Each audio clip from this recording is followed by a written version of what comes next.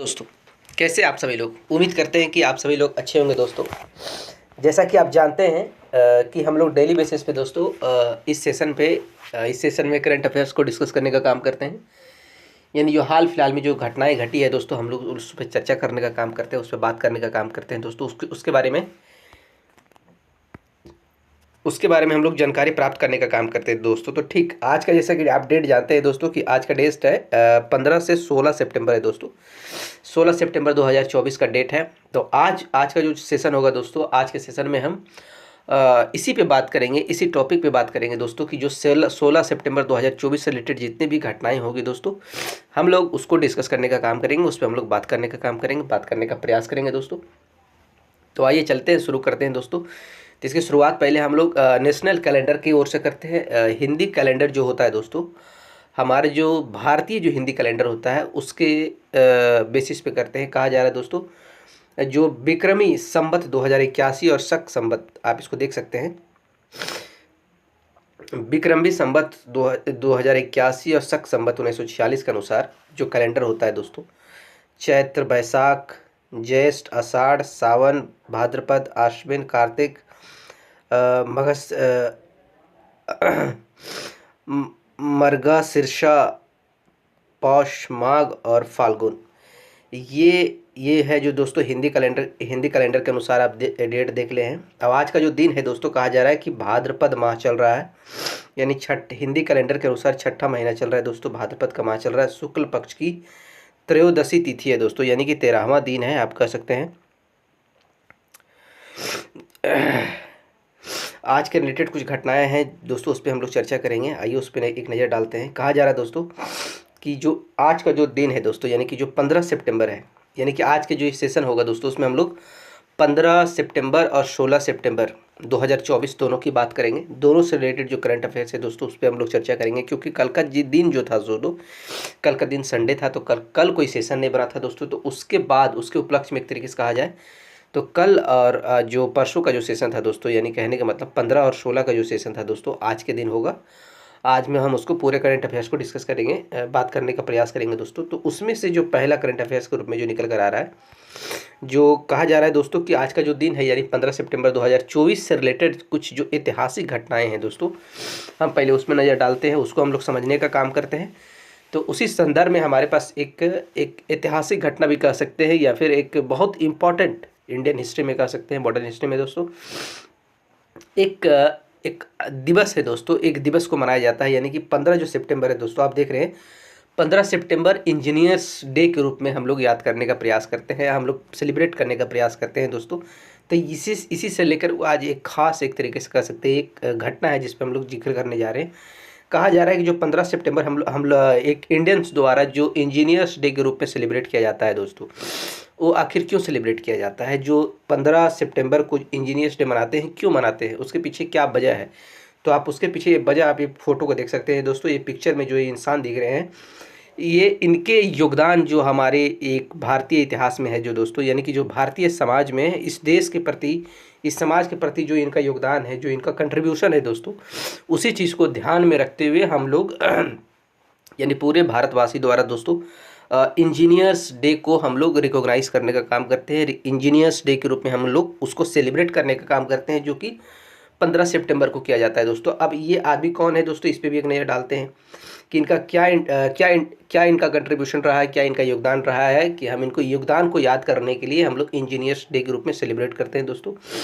आप ये जो फोटो देख रहे हैं, इनका नाम है दोस्तों, एक स्कॉलर है, एक सेलिब्रेटेड इंजीनियर है, मतलब एक तरीके से बहुत विद्वान कह सकते हैं आप, विद्वान इंजीनियर्स थे दोस्तों, और जिनका नाम था एम विश्वेश्वरैया नाम था इनका दोस्तों, इनका जन्म 15 सितंबर 1860 को हुआ था दोस्तों। तो इन्हीं का जन्मदिन को हम लोग एज ए इंजीनियर्स डे मनाते हैं दोस्तों, क्योंकि ये एक इंजीनियर थे और इनके द्वारा इंजीनियरिंग के फील्ड में भारतीय समाज के प्रति दोस्तों इनका बहुत बड़ा योगदान था, बहुत बड़ा कंट्रीब्यूशन था। तो उसी चीज़ को सेलिब्रेट करने के लिए हम लोग इनके जन्मदिन को 15 सितंबर 1860 को दिन को, यानी हम उसमें से 15 सितंबर को इंजीनियर्स डे के रूप में हम लोग याद करने का प्रयास करते हैं दोस्तों।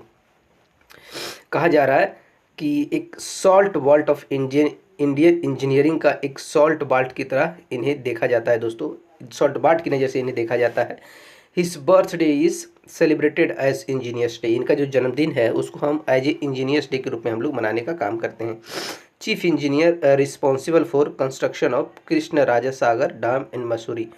कहा जा रहा है दोस्तों कि ये जो इंजीनियर थे दोस्तों, ये एम ये जो फोटो देख रहे हैं एम विश्वेश्वरैया, इनके द्वारा ही दोस्तों कृष्ण राजा सागर डैम जो मसूरी में बनाया गया है दोस्तों, कृष्ण राजा सागर डैम, वो इन्हीं के एक तरीके से उपस्थिति में बनाया गया था दोस्तों। इन्हीं के द्वारा बनाया गया था, बनवाया गया था और इन्हीं के द्वारा डिज़ाइन किया गया था और patent the automatic weir water float gates first installed at Khadakwasla reserve Pune 1903 में जो है। इसका डेट आप देख सकते हैं कि इन्हीं के द्वारा ये जो वेयर वाटर फ्लोट गेट्स है दोस्तों, जो कि एक तरीके से कहा जा सके खड़क वासला जो रिजर्वर है पुणे में जो पड़ता है 1903 में, जो ये जो खड़क बासला जो रिजर्वर है जो पुणे में है दोस्तों, उसको भी डिजाइन करने का काम इनके द्वारा ही किया गया था।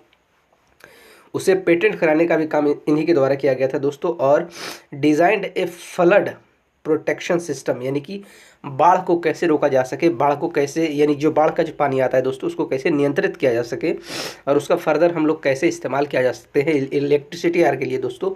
ये सारे जो काम था दोस्तों इनका ही योगदान है। इस देश में जो डैम की शुरुआत हुई है इनके द्वारा ही किया गया है दोस्तों। System for Hyderabad giving him the celebrity status, इनके द्वारा जो फ्लड यानी कि हैदराबाद में जो फ्लड प्रोटेक्शन के इनके द्वारा जो काम किया था दोस्तों, उसके बाद इनको एक तरीके से एक सेलिब्रिटी के रूप में इनके लोग पूजने लगे थे, इन्हें मानने का काम किया गया था दोस्तों इनको। और इनकी अचीवमेंट ये भी है दोस्तों कि इसी ये सारी जो अचीवमेंट है इनका जो योगदान है दोस्तों इंजीनियरिंग के फील्ड में, जो एरीगेशन के फील्ड में या फिर वाटर जो एक तरीके से वाटर सिस्टम के फील्ड में जो इनका जो योगदान है, जो इनका कंट्रीब्यूशन है, इसको देखते हुए दोस्तों इनको बहुत सारे अवार्ड दिए गए हैं और बहुत सारे रिकॉग्निशन मिले हैं दोस्तों। उसमें से इन्हें एक भारत रत्न भी दिया गया है दोस्तों, जो 1955 में इन्हें भारत रत्न देकर इनको सम्मानित किया गया था। जो 101 साल तक ये जीवित रहे थे दोस्तों, यानी कि इनकी उम्र 100 पार हो गई थी दोस्तों, lived till the age of 101। आगे देखते हैं इसके बारे में, हम डिटेल में बात करते हैं, चर्चा करते हैं दोस्तों कि क्या है क्या नहीं है दोस्तों। आइए इसके बारे में डिटेल में हम लोग समझने का प्रयास करते हैं। कहा जा रहा है कि celebrated in India to mark the birth anniversary of M Visvesvaraya, India pioneering civil engineer, यानी कि एक इम्पॉर्टेंट सिविल इंजीनियर्स थे दोस्तों।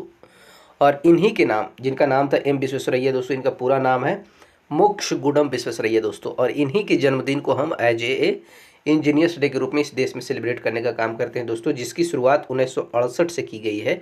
यानी इंजीनियर्स डे को हम 1968 से एज ए इंजीनियर्स डे इनका जन्मदिन के तौर पर हम लोग मनाने का काम करते हैं दोस्तों। और सर इनका पूरा नाम है दोस्तों मोक्षगुंडम विश्वेश्वरैया। आइए इनके बारे में कुछ, इसका जो भी काम है इस पर हम एक नज़र डालते हैं और इनकी जो भी अचीवमेंट है, इनका जो भी रिकॉग्निशन मिला है, इनका जो अवार्ड मिला गया है, अवार्ड दिया गया है इनको दोस्तों, इस पर भी हम लोग बात करने का प्रयास करेंगे। कहा जाता है दोस्तों कि इनका जन्म हुआ है 15 सितंबर 1861 को कर्नाटक में हुआ था दोस्तों। विश्वेश्वरैया ग्रेजुएट किए हैं, यानी कि एक सिविल इंजीनियरिंग में इनके द्वारा ग्रेजुएशन किया गया है, ग्रेजुएट की डिग्री इनको मिला है दोस्तों सिविल इंजीनियरिंग में, from college of engineering Pune से।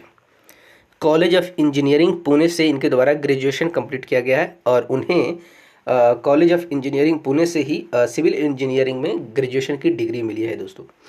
आगे इनका काम देखते हैं क्या क्या, इस पर भी एक नज़र डालते हैं दोस्तों। कहा जाता है he is best known for his work on major irrigation and water supply project, यानी कि इनका जो ज़्यादातर जो काम है दोस्तों, यानी कि जो ज़्यादा इम्पोर्टेंट जो काम है इनका जो काम देखा गया है ये इरिगेशन के फील्ड में किए हैं इनके द्वारा, यानी जो सिंचाई से रिलेटेड जो भी चीज़ें हैं दोस्तों उस पर इनका बहुत बड़ा योगदान है, उस फील्ड में इनका बहुत बड़ा योगदान है। और जो वाटर सप्लाई जो प्रोजेक्ट्स होते हैं, यानी कि वाटर को कैसे नियंत्रित किया जा सके, वाटर को कैसे बेहतर ढंग से वाटर सप्लाई का यूज किया जा सके दोस्तों, इस सारी चीज़ों से रिलेटेड इस सारे फील्ड में इनके द्वारा एक बहुत ही अहम काम किया गया है दोस्तों। इंक्लूडिंग जैसे कि कृष्ण राजा सागर, आप इसको देख सकते हैं, पहले भी बात कर चुका हूँ। कृष्ण राजा सागर डैम जो मसूरी में बनाया गया है दोस्तों, ये इन्हीं का काम है। एंड खड़क वासला डैम जो पुणे में बनाया गया है दोस्तों, ये भी इन्हीं का कंट्रीब्यूशन है दोस्तों। अब देखते हैं कि ये सारे इनके जो द्वारा जो काम किए गए हैं दोस्तों, इनके ऑनर में क्या मिला, इसके बदले में इनको क्या क्या अवार्ड दिए गए हैं, इसको किस तरीके से लोग जानने का प्रयास किए दोस्तों। इनका ऑनर और रिकॉग्निशन की बात कर लेते हैं। कहा जाता है हिज पॉइंडरिंग वर्क, ये जो इनका जो इतना खास काम है दोस्तों, earned him numerous accolades including the prestigious Bharat Ratna तक इनको दिया गया है दोस्तों। 1955 में इन्हें भारत रत्न से भी इसके लिए सम्मानित किया गया है, जो इनके द्वारा जो काम किया गया है। दो इंडियन सोसाइटी में जो इनका कंट्रीब्यूशन है दोस्तों, उनको देखते हुए अगला अगला जो एक तरीके से कह सकते हैं दोस्तों कि जो 15 सितंबर से रिलेटेड जो घटनाएं आ रही है, वो कहा जा रहा है कि 15 सितंबर को इंटरनेशनल डे ऑफ डेमोक्रेसी के रूप में हम लोग याद करने का प्रयास करते हैं दोस्तों। 15 सितंबर को हम लोग डेमोक्रेसी के डे के रूप में मनाते हैं दोस्तों। और इस दिन जो खास ध्यान रखा जाता है, जैसा कि हम सभी लोग जानते हैं कि हमारा देश लोकतंत्र है दोस्तों। तो आज के टाइम में अधिकतर देश जो है दुनिया का दोस्तों, वो डेमोक्रेसी को ही फॉलो करती है।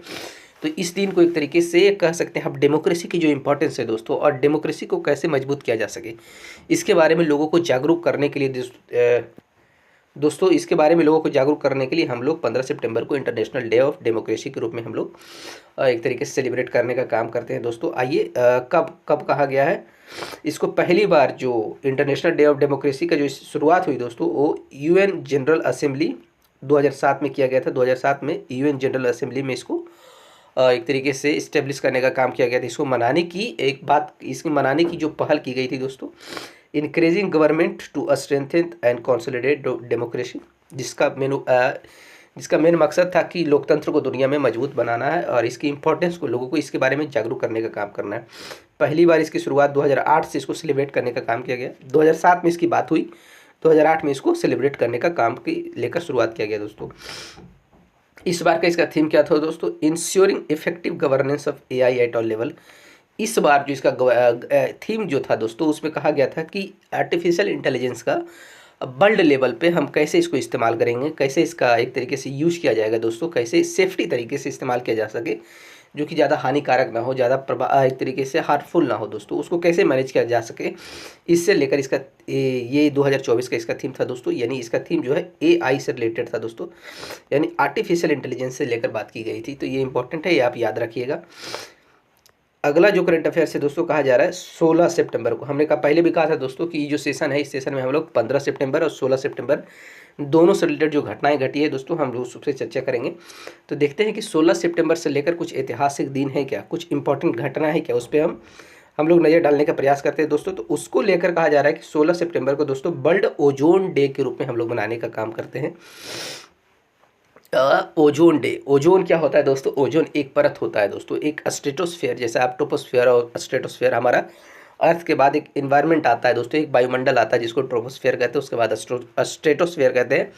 उसी स्ट्रेटोस्फेयर में एक ओजोन लेयर आता है दोस्तों, जिसका इंपॉर्टेंस होता है कि वो ओजोन जो लेयर होता है दोस्तों, अल्ट्रा वायलेट रे जो सन से आता है, यानी कि जो सूर्य से जो अल्ट्रा वायलेट रे आता है दोस्तों, जो एक तरीके से ह्यूमन के लिए दोस्तों बहुत हानिकारक होता है। यानी कहा जा सकता है कि अगर ओजोन लेयर ना हो दोस्तों, तो इंसान का बचना नामुमकिन हो जाता है, क्योंकि जो सन से जो अल्ट्रा वायलेट रे आता है, उससे क्या हो सकता है, इंसानों की जो शरीर हो सकते हैं दोस्तों, वो जल सकते हैं, उस पर स्किन कैंसर हो सकता है और बहुत निगेटिवली एक तरीके से इंसानों को इफेक्ट कर सकता है दोस्तों। तो उससे बचाने के लिए अल्ट्रा वायलेट जो रे आते हैं, सूर्य के जो डायरेक्ट किरणें आते हैं दोस्तों, उसको बचाने के लिए एक तरीके से ओजोन जो परत है दोस्तों, वो हमारे लिए बहुत इंपॉर्टेंट है, बहुत खास है दोस्तों, जो कि स्ट्रेटोस्फेयर लेयर में, वायुमंडल का जो एटमॉस्फेयर का जो स्ट्रेटोस्फेयर होता है दोस्तों, उस लेयर में एक तरीके से ओजोन जो होता है पाया जाता है दोस्तों, जो कि हमारे लिए बहुत ही एक प्रोटेक्टिव, एक तरीके कवच की तरह काम करता है दोस्तों।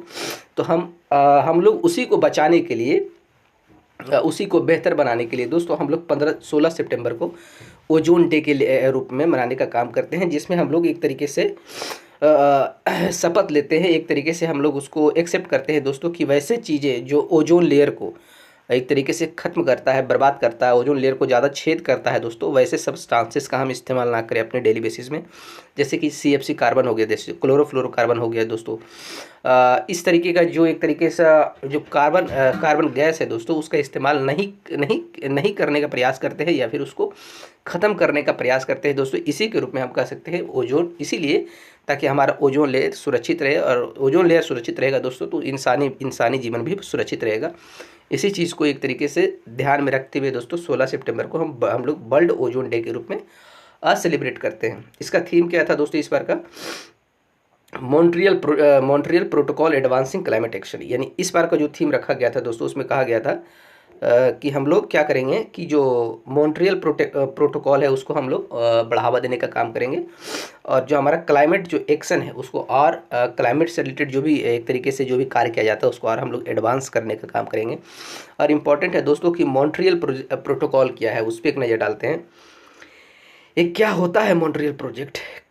कमोरेटिंग द 1987 में इस प्रोटोकॉल को बनाया गया था दोस्तों, on which the Montreal protocol and substances that deplete the ozone layer by signed, यानी मॉन्ट्रियल जो प्रोटोकॉल था दोस्तों, इस प्रोटोकॉल में एक बात कही गई थी कि वैसे गैस जो ओजोन लेयर को बर्बाद करता है, जो छेद करता है, जो सतह को ख़त्म करता है, ओजोन लेयर को ख़त्म करने का काम करता है, यानी वैसे गैस जिससे ओजोन लेयर को खतरा है दोस्तों, वैसे गैस का इस्तेमाल कम से कम किया जाना चाहिए दोस्तों।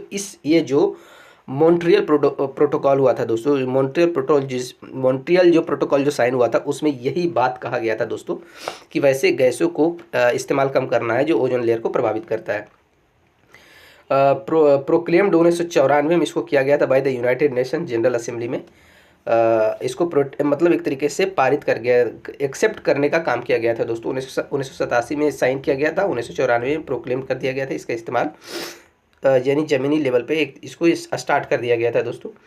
अब जानते हैं, देखते हैं दोस्तों कि क्या है मॉन्ट्रियल प्रोटोकॉल, क्या है जिसके बारे में बात कहा गया है, इसमें क्या बातें कही गई है। एक इंटरनेशनल ट्रीटी है दोस्तों, अंतर्राष्ट्रीय एक ट्रीटी है, एक तरीके से एक समझौता है दोस्तों, जिसका एम है कि फेज आउट करो आप production and consumption of ozone depleting substances, preferably chlorofluorocarbon का जो इस्तेमाल है दोस्तों उसको कम से कम किया जाना चाहिए। इस जो समझौता हुआ था इसमें का जो मुख्य इंपॉर्टेंट जो एम था, मुख्य जो इसमें बात कहा गया था वो यही था दोस्तों कि क्लोरोफ्लोरोकार्बन का जो एक तरीके से इस्तेमाल है उसको कम से कम, जितना हो सके कम से कम किया जाए। This substances were commonly use, जो कि रेफ्रिजरेटर में होता है, एयर कंडीशनर में होता है, एरोसोल जो होता है यानी कि जो आप लोग एक तरीके से जो परफ्यूम इस्तेमाल करते हैं, आप कपड़ों पे जो सुगंध लगाने के लिए इस्तेमाल करते हैं, उसमें भी हमारा क्लोरोफ्लोरोकार्बन होता है जो एक तरीके से ओजोन लेयर को बर्बाद करने का काम करता है दोस्तों। तो ये सारी चीज़ों को कम से कम इस्तेमाल किया जा सके, इसके लिए ही एक तरीके से इंटरनेशनल ट्रीटी बना था दोस्तों, जिसे हम लोग मॉन्ट्रियल प्रोटोकॉल ट्रीटी के नाम से भी जानते हैं दोस्तों। दूसरा ट्रीटी कब हुआ था दोस्तों? किगाली एग्रीमेंट, जो मॉन्ट्रियल प्रोटोकॉल जो 1987 में साइन हुआ था दोस्तों, उसी में एक अमेंडमेंट किया गया, उसी में बदलाव करते हुए दोस्तों 2016 में फिर से 15 अक्टूबर 2016 में फिर से किगाली एग्रीमेंट किया गया दोस्तों। किगाली एग्रीमेंट क्या था दोस्तों? इसमें कहा गया था दोस्तों कि एक किगाली रवांडा में इसको फिर से अमेंड किया गया था, इसमें बदलाव किया गया था, इसको फिर से इसको बदलाव करने का काम किया दोस्तों, इसलिए इसको किगाली एग्रीमेंट कहा जाता है। इसमें क्या बात था दोस्तों कि किगाली अमेंडमेंट में क्या कहा गया था कि फेस डाउन ऑफ हाइड्रोफ्लोरोकार्बन्स, यानी मॉन्ट्रियल प्रोजेक्ट में तो सीएफसी को ख़त्म करने की बात की गई थी, लेकिन जो किगाली में दूसरा इसमें जो बदलाव हुए दोस्तों उसमें कहा गया कि हाइड्रोफ्लोरोकार्बन है दोस्तों उसको भी फेज आउट करो, यानी उसका भी इस्तेमाल कम से कम हो पूरी दुनिया में दोस्तों, तो ज़्यादा अच्छा है। यानी किगाली एग्रीमेंट में हाइड्रोफ्लोरोकार्बन का बात कहा गया है और मॉन्ट्रियल प्रोटोकॉल में क्लोरोफ्लोरोकार्बन की बात कहा गया है दोस्तों। For this ozone depleting substance, यानी हाइड्रोफ्लोरोकार्बन भी एक तरीके से ओजोन को नुकसान पहुंचाने का काम किया जाता है दोस्तों, इसलिए इसका इस्तेमाल को कम करने की सलाह दी गई थी दोस्तों।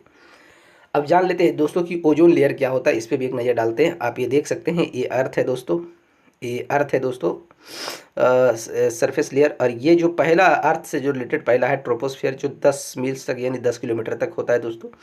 उसके बाद जो होता है दोस्तों ये स्ट्रेटोस्फियर का लेयर शुरू होता है, जो कि 15 से लेकर 25-30 किलोमीटर तक होता है अर्थ के सरफेस से दोस्तों, उसको हम स्ट्रेटोस्फियर बोलते हैं। और उसी में जो होता है ये देखिए एक ब्लू टाइप का जो आप देख रहे हैं, ये देख रहे हैं, ये हमारा ओजोन लेयर हो गया दोस्तों। यही ओजोन लेयर होता है जो अर्थ को एक तरीके से, ये सन का जो अल्ट्रा वायलेट रे आप देख रहे हैं, येलो में है, रेड में है, इसको क्या करता है, इस सन का अल्ट्रा वायलेट रेस को हमारे इन्वायरमेंट में पास होने से बचाता है दोस्तों, उसको फिल्टर करने का काम करता है दोस्तों। आप देख सकते हैं इसमें अल्ट्रा वायलेट ए जो है वो तो पूरी तरीके से पास होता है, अल्ट्रा वायलेट रे 2 को एक तरीके से, अल्ट्रा वायलेट बी को हल्का पास होने देता है, अल्ट्रा वायलेट सी जो सबसे ज़्यादा खतरनाक होता है उसको तो बिल्कुल भी पास होने नहीं देता है दोस्तों। तो ये ओजोन लेयर का एक आप इसको बनावट को देख सकते हैं, इसको आप समझने का प्रयास कर सकते हैं दोस्तों। आप लोग समझते हैं कि ओजोन होता है क्या।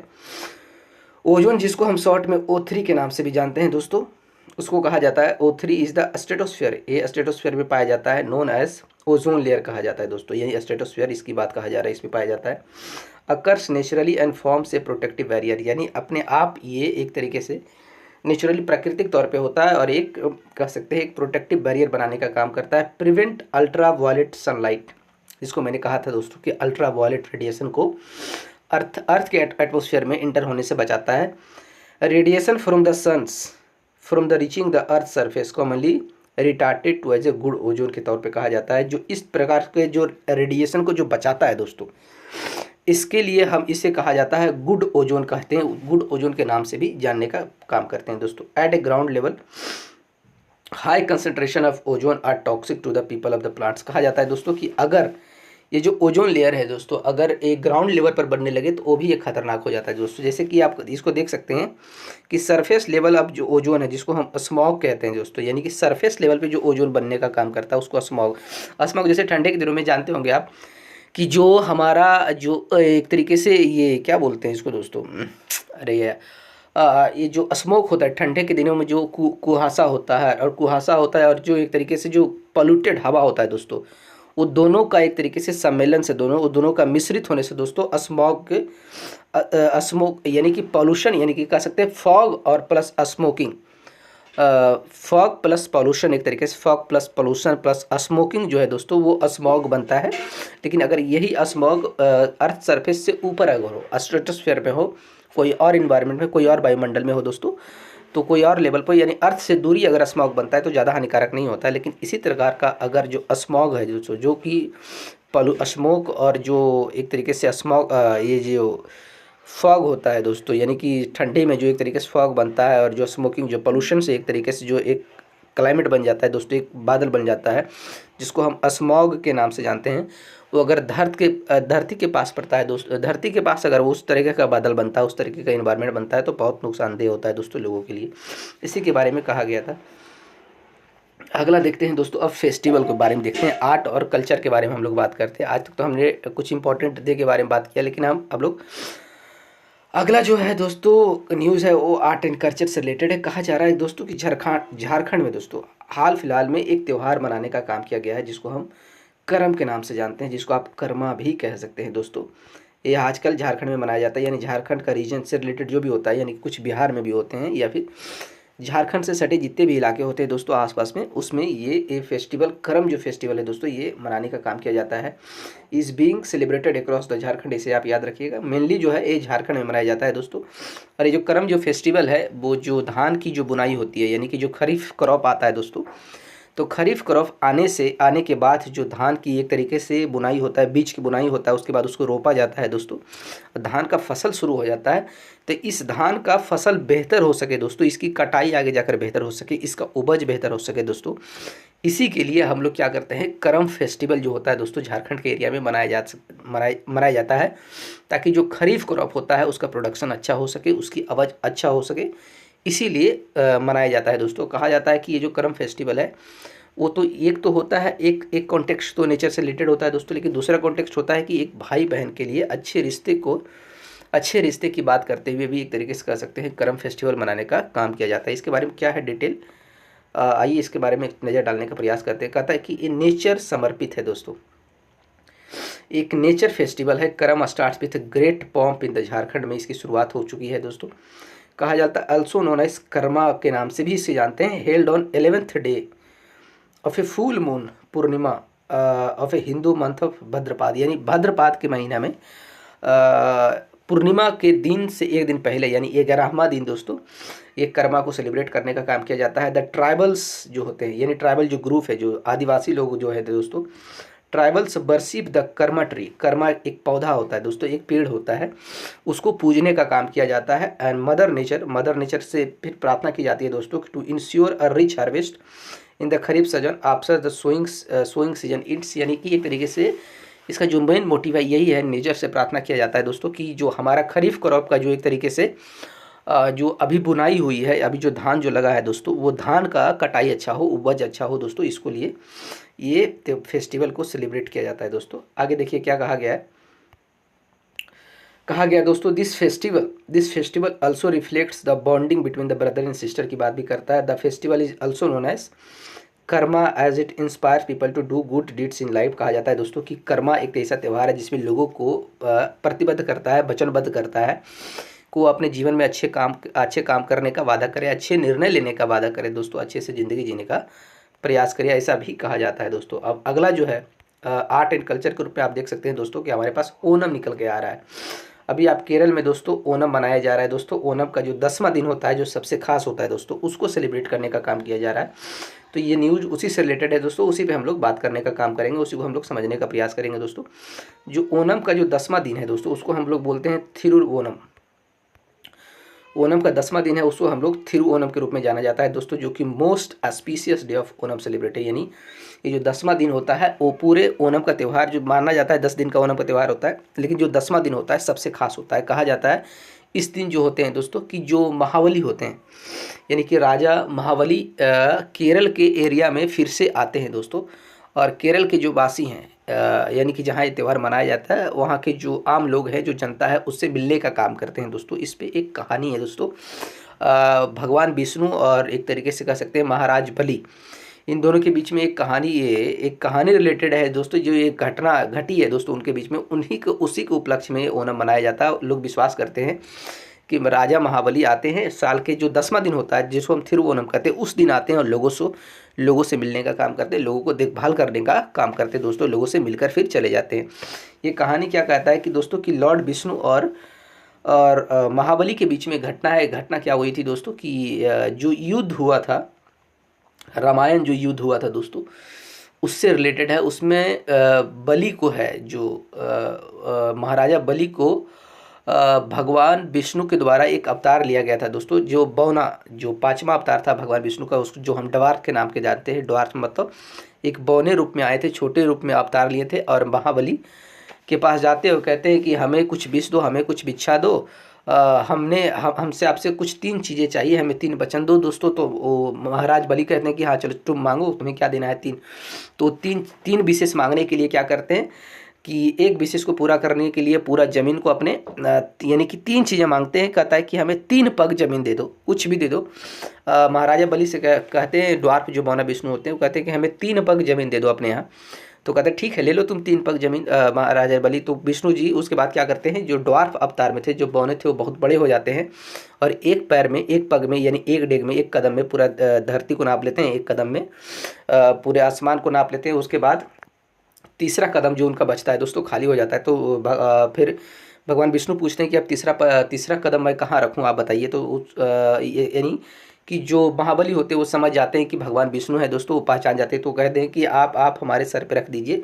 उसके बाद जब विष्णु भगवान उसके सर पे रखते हैं तो महाबली पाताल लोक चले जाते हैं दोस्तों, उनकी मृत्यु हो जाती है। तो उसी समय एक तरीके से जो महाबली का जो एक तरीके से उनका जो समर्पण होता है दोस्तों, उनका जो एक तरीके से आदर होता है, उनका आदर को देखते हुए भगवान विष्णु उनको वरदान देते हैं दोस्तों। कि कहा जाता है, उनको वरदान देते हैं, वो कहते हैं कि तुम साल के एक दिन तुम अपने राज्य के वासी में आ सकते हो, पाताल लोक से वापस आ सकते हो, और साल में एक दिन वापस आ सकते हो, और अपने जो भी जो तुम्हारे राजवासी हैं, जो भी तुम्हारे एक तरीके से जनता है, उससे तुम भेंट मुलाकात कर सकते हो दोस्तों, उससे मिल सकते हो, उससे देखभाल कर सकते हो दोस्तों। तो उसी के उपलक्ष्य में ये जो केरल के लोग मानते हैं कि ये जो 10वां दिन ओनम पर्व का जो 10वां दिन होता है, जिसको हम थिरुवोनम कहते हैं, माना जाता है कि उसी दिन महाबली राजा को एक तरीके से पाताल लोक से आते हैं और अपनी जनता से वो लोग मिलने का काम करते हैं दोस्तों। तो उसी रूप में उसी चीज़ को सेलिब्रेट करने के लिए थिरुवेनम एक तरीके से ओनम पर्व मनाया जाता है दोस्तों। थिरुवेनम जिसको कहते हैं, थिरुवेनम का दिन एक तरीके से सेलिब्रेट किया जाता है। कहानी इसी से रिलेटेड है, आइए इसको डिटेल में हम इसको समझ लेते हैं दोस्तों। कहा जाता है कि Thiruvonam is the most auspicious day of the Onam festival 10th, marking the legendary return of King Mahabali to the Kerala. मतलब केरल में आते हैं Mahabali king. It is believe that, ऐसा विश्वास किया जाता है कि इस दिन लॉर्ड विष्णु का जो अवतार हुआ था, जिसको हम बमना कहते हैं, ग्रांट किंग महाबली को एक इच्छा दिए थे to visit his subject annually, यानी साल में एक बार अपने वो इलाके में आ सकते हैं, अपने देश में अपनी जनता से मिलने का प्रयास कर सकते हैं। Thiruvonam symbolize the triumph of good over evil, यानी कि एक तरीके से बुराई पर अच्छाई का जीत होता है दोस्तों। थिरुवनम को माना जाता है। And the renewal of life, वहाँ से ज़िंदगी की नई शुरुआत की जाती है दोस्तों, यानी अपने सारे बुरे कर्मों को मारा जाता है और अच्छाइयों को एक्सेप्ट कर अपनी नई ज़िंदगी का शुरुआत किया जाता है दोस्तों। डिवोटीज जो होते हैं, जो भक्त होते हैं, वर्शिप लॉर्ड विष्णु को पूजा करते हैं। लॉर्ड विष्णु और किंग महाबली का पूजा किया जाता है और उनको उनके सामने प्रार्थना की जाती है और फ्लावर्स दिए जाते हैं। ट्रेडिशनल कुछ डिशेस दिए जाते हैं, जैसे संध्या का एक तरीके से भोजन होता है, पकवान होता है, उसको चढ़ाया जाने का काम किया जाता है दोस्तों। दिस ईयर थिरुवेनम, इस साल जो है थिरुवेनम बिल ऑब्जर्व ऑन 15 सितंबर। इस बार जो ओणम का जो 10वां दिन है, जिसको हम थिरुवोनम कहते हैं दोस्तों, वो 15 सितंबर 2024 को ऑब्जर्व किया गया है। आगे क्या देखते हैं, अब जैसा मैंने आपको बताया है विष्णु का जो 10 अवतार हुआ था दोस्तों, तो इस 10 अवतार को आप लॉर्ड विष्णु को आप फोटो में देख सकते हैं। पहला जो है मत्स्य है, जो मछली के रूप में आए थे। दूसरा है कुर्मा है, जो टॉर्टोइस के रूप में आए थे। तीसरा जो बरहा है दोस्तों, जो सुअर, जंगली सुअर के रूप में आए थे। और चौथा जो है नरसिम्हा है दोस्तों, जो मैन लायन के रूप में आ सकती है। आप देख सकते हैं नरसिम्हा, तो आपने सभी सुना होगा नरसिम्हा जी का कहानी। और जो पांचवा है दोस्तों बमना है, जिसके बारे में बात किया गया है, जिसके बारे में स्टोरी मैंने सुनाया, जिसके बेसिस पे केरल में ओणम मनाया जाता है, आप देख सकते हैं। उसके बाद परशुराम के रूप में आए थे दोस्तों, ये परशुराम का है। उसके बाद लॉर्ड रामा का रूप में आए थे। उसके बाद लॉर्ड कृष्णा के रूप में आए थे। उसके बाद भलरामा का ये फोटो देख सकते हैं दोस्तों। उसके बाद कहा जा रहा है कल्कि का, कलयुग के अंत के लिए लास्ट जो अवतार होगा दोस्तों, कल्कि के रूप में बताया जा रहा है कि कल्कि के रूप में इनका अवतार लिया जाएगा, जो सबसे खतरनाक होगा, यानी जो कलयुग को खत्म करने का काम किया जाएगा दोस्तों, ऐसा कहा जाता है। अगला जो न्यूज़ है दोस्तों, उसमें कहा जा रहा है कि मलड उन नबी, एक देख सकते हैं, ये एक मुस्लिम त्यौहार है दोस्तों, जिसके बारे में हम लोग आपको बात करने जा रहे हैं। मलद उन नबी कहा जाता है, या फिर बारह बफट कहा जाता है दोस्तों। 12 बफट जो एक मुस्लिम त्यौहार है, अभी उसको मनाया गया है। ये जो मुस्लिम त्यौहार है दोस्तों, ये जो हमारा पैगंबर मोहम्मद थे, उनका जन्मदिन को भी सेलिब्रेट किया जाता है। साथ साथ इसी दिन दोस्तों 12 बफर जिसको कहते हैं, इसी दिन उनकी मृत्यु भी हुई थी। तो ये 12 बफट को उसी दिन को याद करने, उसी दिन को लेकर इसे सेलिब्रेट किया जाता है दोस्तों।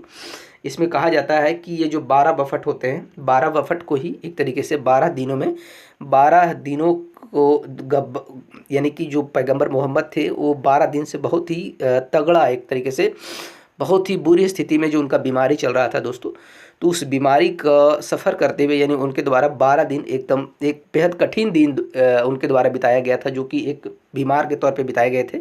उसके बाद उनकी मृत्यु हो गई थी। तो इसी को 12 बफट कहते हैं। इसी दिन एक तरीके से मिलद उद नबी के रूप में मनाया जाता है, यानी कि ज़्यादा सेलिब्रेट नहीं किया जाता है, एक दुख की घड़ी भी होता है दोस्तों।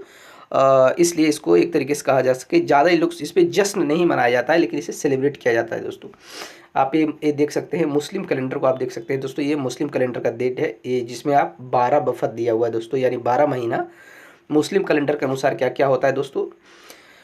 ये पिक्चर आप देख सकते हैं। कहा जाता है also known as 12 बफट and is the birth anniversary of prophet Muhammad, यानी कि जो पैगंबर मोहम्मद थे, उनका जन्मदिन को, उनके जन्म को सेलिब्रेट करने के लिए भी 12 बफट को मनाया जाता है। इसी को 12 बफट कहा जाता है दोस्तों। अकॉर्डिंग टू कुरान के अनुसार अगर बात करें तो प्रोफेट पैगंबर was born on 12th day in the Rabi al Awwal 3rd month, यानी 3rd मंथ आप देख सकते हैं। पहला मुहर्रम है, उसके बाद सफ़र है, उसके बाद रबी अल, ये देखिए, ये इसी महीना की मैं बात कर रहा था, रबी अल अवल, इसी महीना में दोस्तों, यानी तीसरा महीना में जो 12वां दिन होता है, इसी महीना में 12वां दिन में माना जाता है दोस्तों कि जो पैगंबर मोहम्मद थे, उनका जन्म हुआ था दोस्तों।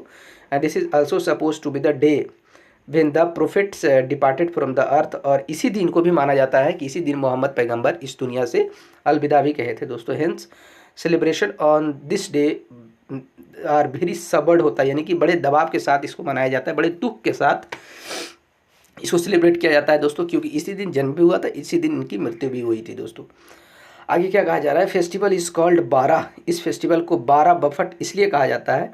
12 का मतलब 12 होता है दोस्तों, अब बफट का मतलब डेथ होता है दोस्तों, यानी कि 12वां दिन, इस महीने के 12वां दिन यानी कि 12 दिन लंबी बीमारी के बाद उनका देहांत हो गया था दोस्तों। यानी कि 12 दिनों से जब वो अंतिम पड़ाव पे थे ज़िंदगी का, जब उनकी जो मृत्यु का समय था, उनके पहले 12 दिन उनको एक तरीके से एक बहुत ही गंभीर बीमारी का सफ़र करना पड़ा था, बड़ी गंभीर बीमारी को एक तरीके से सहन करना पड़ा था दोस्तों। उनके बाद उनकी मृत्यु हो गई थी, इसीलिए कहा जाता है कि ये जो 12 दिन की जो ये जो मृत्यु हुई थी बीमारी के बाद, 12 दिन का जो एक बीमारी से उनके द्वारा जो सफ़र किया गया था, उसी चीज़ को देखते हुए 12 बफत के नाम से हम इस चीज़ को जानने का प्रयास करते हैं, जानने का काम करते हैं दोस्तों। As it signifies the 12 days of sickness that lead to the prophet Muhammad. उसके बाद उनकी मृत्यु हो गई थी दोस्तों। इसीलिए हम इस त्यौहार को मनाते हैं और 12 बफट भी कहते हैं, और इसे हम मिलद अल नबी भी कहने का काम करते हैं दोस्तों। उम्मीद करते हैं आप सभी को चीज़ें अच्छे से समझ में आया होगा दोस्तों। अगला जो एक तरीके से करंट अफेयर्स है दोस्तों, जिसमें कहा जा रहा है कि दूरदर्शन जो हमारे जो नेशनल टीवी है दोस्तों, उसका अगर बात किया जाए तो उनका 65 साल उसका पूरा हो चुका है दोस्तों। यानी कि जब से दूरदर्शन की शुरुआत हुआ है, कहा जा रहा है कि 65 ग्लोरियस ईयर्स अब दूरदर्शन कंप्लीट हुआ है दोस्तों, 15 सितंबर 2024 को। इसके बारे में डिटेल में चर्चा कर लेते हैं। आइए एक नज़र डालने का प्रयास करते हैं दोस्तों। कहा जा रहा है कि Doordarshan to complete 65 glorious year अपना पूरा कंप्लीट कर दिया। इसके शुरुआत जो हुआ था, इसको इस्टेब्लिश किया गया था 15 सितंबर 1959 को, इसको पहली बार इस्टेब्लिश किया गया था। Doordarshan mark the beginning of India's broadcasting era, यानी कि एक तरीके से जो प्रसारण की अगर हम बात करते हैं, इस देश में प्रसारण का समय की बात करते हैं, तो दूरदर्शन उसमें पहला नाम आता है दोस्तों, जब इस देश में प्रसारण का काम किया गया था। द देन प्रेसिडेंट, उस समय जो हमारा राष्ट्रपति हुआ करते थे राजेंद्र प्रसाद दोस्तों, इनके द्वारा ये पहला ब्रॉडकास्टिंग को इनॉग्रेट किया गया था, इसका उद्घाटन करने का काम किया गया था दोस्तों। अंटिल 1975 तक it was part of all India radio, यानी कि ये जो दूरदर्शन था दोस्तों, ऑल इंडिया रेडियो का हिस्सा था 1975 तक। 1976 के बाद इसे एक अलग एंटिटी बना गया था, ऑल इंडिया रेडियो से दूरदर्शन को अलग करने का काम किया गया था। On the 1st April 1976, it transformed into a separate department. The Ministry of Information and Broadcasting later come under Prasar Bharati दोस्तों। यानी उसके बाद क्या किया गया कि ministry of information and broadcasting जो है दूरदर्शन को प्रसार भारती के अंदर इसको कंसिडर कर दिया गया, ऑल इंडिया रेडियो से इसे अलग करने का काम किया गया दोस्तों। As an autonomous public service broadcaster होने के नाते under the government it is one of the 2 divisions of Prasar Bharati, यानी प्रसार भारती का 2 में से एक तरीके से दूरदर्शन है दोस्तों, और प्रसार भारती का दूसरा जो हिस्सा है दोस्तों, उसमें आकाशवाणी आता है, जिसको हम कह सकते हैं ऑल इंडिया रेडियो का भी नाम से भी आप जान सकते हैं दोस्तों। आगे क्या कहा जा रहा है, इसमें भी एक नज़र डालते हैं। कहा जा रहा है दोस्तों कि दूरदर्शन जो है आज भी इंडिया का सबसे बड़ा ब्रॉडकास्टिंग एंटिटी है दोस्तों, यानी कि आज भी लोग इसको सबसे ज़्यादा देखने का काम करते हैं। देखा जाए दोस्तों, कहा जाता है कि दूरदर्शन को आज भी देश का सबसे बड़ा ब्रॉडकास्टिंग एक तरीके से एंटिटी है, एक ऑर्गेनाइजेशन है दोस्तों, जिसमें कहा जाता है इसके पास लगभग 35 सैटेलाइट चैनल है दोस्तों। और इसके अलावा दिस स्टेशन दूरदर्शन ऑपरेट क्या करता है, DDH सर्विस भी ऑपरेट करता है, DD फ्री डिश भी करता है from the earth station Todapur Delhi से भी एक तरीके से DDHS सर्विस और DD फ्री डिश सर्विस देने का भी काम करता है दोस्तों। आज के सेशन में इतना रखते हैं दोस्तों। उम्मीद करते हैं आप सभी को चीज़ें अच्छी लगी होगी। वीडियो लंबा हो जाता है दोस्तों, तो अगली बातें हम अगले चैनल में करेंगे, अगले सेशन में करने का काम करेंगे दोस्तों, जिससे कि आप लोग बोर ना हो, आपको कोई परेशानी ना हो दोस्तों। तो आज तक हम इतनी बात, आज सेशन में इतनी तक रखते हैं। उम्मीद करते हैं आप सभी को चीज़ें अच्छी समझ में आए। हमारे साथ जुड़ने के लिए आप सभी लोग को दोस्तों बहुत बहुत धन्यवाद दोस्तों।